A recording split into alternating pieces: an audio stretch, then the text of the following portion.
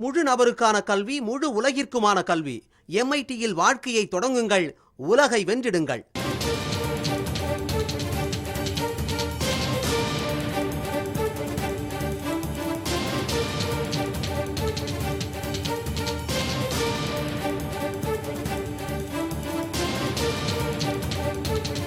அண்மை செய்தி. கூட்டுறவு வங்கிகளில் 5 சவரன் வரை நகைக்கடன் பெற்றுள்ளவர்களின் விவரங்களை தமிழக அரசு கேட்டுள்ளது.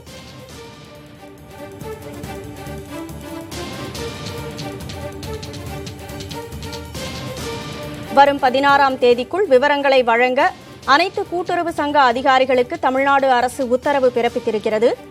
கூட்டுறவு வங்கிகளில் 5 சவரன் வரை நகைக்கடன் பெற்றுள்ளவர்களின் விவரங்களை வரும் 16ஆம் தேதிக்குள் வழங்குமாறு கூட்டுறவு சங்கங்களுக்கு தமிழ்நாடு அரசு உத்தரவிட்டிருக்கிறது. அண்மை செய்தியாக பார்த்துக் கொண்டிருக்கிறோம்.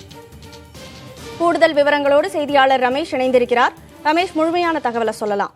கூட்டுறவு சங்கங்களின் பதிவாளர் அனைத்து கூட்டுறவு வங்கி மேலாண் இயக்குநர்கள் மற்றும் அனைத்து மண்டல இணை பதிவாளர்களுக்கு ஒரு கடிதம் எழுதியிருக்காரு. அதுல என்ன சொல்லியிருக்காருன்னா, அதாவது 5 பவுன் வரை கூட்டுறவு நிறுவனங்கள்ல கடந்த மார்ச் மாதம் 31ஆம் தேதி வரை, அதாவது 40 கிராம் அளவிற்கு நகை வைத்து அதுக்கு கடன் பெற்றிருந்தாங்கன்னா அவர்களுடைய விவரங்கள் எல்லாம் உடனடியாக தயார் நிலையில் வச்சுக்குங்க. அது மட்டும் இல்லாம அவர்களுக்கு குறிப்பாக அந்த வழிகாட்டு நெறிமுறைகள் பின்பற்ற வேண்டும். அது மட்டும் இல்லாமல் இந்த டாக்குமெண்ட்ஸ் எல்லாம் 16/8/2021, அதாவது திங்கட்கிழமைக்குள் அனைத்து அலுவலர்களும் பதிவாளர் அலுவலகத்திற்கு தகவல் அளிக்க வேண்டும் சொல்லியிருக்காங்க. நிறுவனங்கள் வாரியான தொகுப்பை மட்டுமே தொடர்புடைய சென்னை மண்டல அலுவலர்கள் கையொப்பமிட்டு பதிவாளர் அலுவலகத்திற்கு அனுப்பி வைக்குமாறு கேட்டுக்கொள்கிறார்கள். இது மட்டும் இல்லாம ஏற்கனவே இன்றைக்கு தமிழக அரசு நிதிநிலை அறிக்கையில் அந்த 5 பவுனுக்குள்ளாக வச்சிருந்தாங்கன்னா, அதாவது மார்ச் 31ஆம் தேதிக்குள்ள நகை வச்சிருக்கணும். அதுக்கு பின்னாடி நகை வச்சவங்களுக்கு இந்த ஸ்கீம்ல எலிஜிபிள் கிடையாது.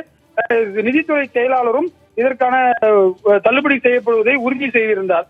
எனவே அவர்கள் உண்மையிலேயே 5 பவுனுக்கு குறைவாக வைத்து கூட்டுறவு சங்கங்கள்ல விவசாயத்திற்காக கடன் வாங்கியிருந்தார்கள் என்று சொன்னால் அவர்களுக்கு தள்ளுபடி செய்வதற்கான வாய்ப்பு இருக்கிறது.